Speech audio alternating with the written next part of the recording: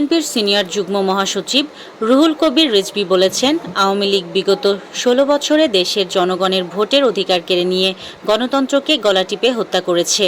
এবার স্বতঃস্ফূর্ত ভোট দিতে চায়, জনগণের ভোটের অধিকার ফিরিয়ে দিয়ে গণতন্ত্রকে প্রতিষ্ঠা করতে চায়।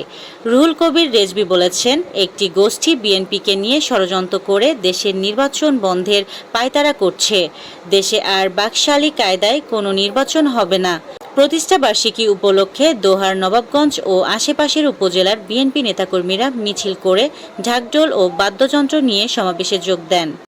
আমরা যদি আমাদের নেতাকর্মীদের বলতাম তোমরা বদলা নেও, জাতীয় পার্টির কার্যালয়ে এক টুকরো ইটও থাকতো না বলে মন্তব্য করেছেন গণ অধিকার পরিষদের সাধারণ সম্পাদক রাশেদ খান। বুধবার রাজধানীর বিজয়নগরের কেন্দ্রীয় কার্যালয় থেকে বিক্ষোভ মিছিল নিয়ে এসে জাতীয় পার্টি ও আওয়ামী লীগের সাথে জোট করা ১৪টি দলের নিষিদ্ধ স্বরাষ্ট্র উপদেষ্টার পদত্যাগ ও গণ অধিকার পরিষদের সভাপতি নুরুল হক নুরুসহ নেতাকর্মীদের উপর হামলাকারীদের বিচারের দাবিতে পল্টন মোড় অবরোধ করেছে দলটির নেতাকর্মীরা।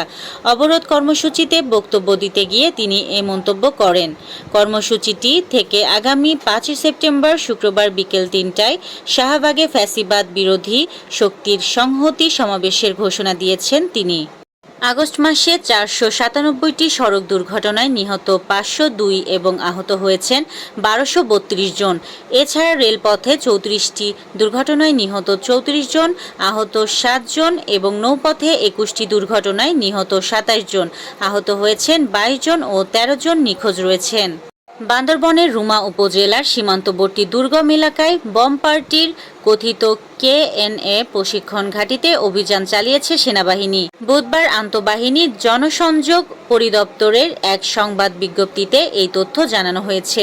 বিজ্ঞপ্তিটি সেনাবাহিনীর ভেরিফাইড ফেসবুক পেজেও শেয়ার করা হয়েছে। রাশিয়া ও উত্তর কোরিয়াকে সঙ্গে নিয়ে যুক্তরাষ্ট্রের বিরুদ্ধে ষড়যন্ত্র করছেন চীনা প্রেসিডেন্ট শি জিনপিং। আজ বুধবার নিজের সামাজিক মাধ্যম ট্রুথ সোশ্যালে দেওয়া পোস্টে তিনি এমন অভিযোগ করেন। তিনি এমন সময় এ মন্তব্য করলেন যখন বেইজিংয়ের চীনের বিজয় দিবসের কুচকাওয়াজে অংশ নেন বিশ্ব নেতারা। খবর বিসিবির। ইউক্রেন এবং গাজার যুদ্ধের বিষয়ে ইউরোপ ও পশ্চিমাদের দ্বিমুখী নীতির কড়া সমালোচনা করলেন স্পেনের প্রধানমন্ত্রী পেদ্রো সানচেজ। ফিলিস্তিনি ভূখণ্ডে ইসরায়েলের আক্রমণের বিষয়ে ইউরোপ ও পশ্চিমাদের প্রতিক্রিয়াকে একবিংশ শতাব্দীর আন্তর্জাতিক সম্পর্কের সবচেয়ে অন্ধকার ধাপগুলোর একটি হিসাবে বর্ণনা করেছেন তিনি। খবর সংবাদ মাধ্যম দ্য গার্ডিয়ানের।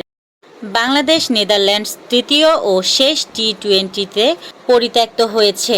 প্রথম ২ ম্যাচ যথাক্রমে ৮ এবং ৯ উইকেটে জিতে ৩ ম্যাচের সিরিজ ২-০ ব্যবধানে জিতেছে বাংলাদেশ। ক্যারিয়ারের শেষ অধ্যায় পার করছেন লিওনেল মেসি। সব ঠিক থাকলে আন্তর্জাতিক ফুটবলে লিওনেল মেসিকে হয়তো ২০২৬ বিশ্বকাপ পর্যন্তই দেখা যাবে।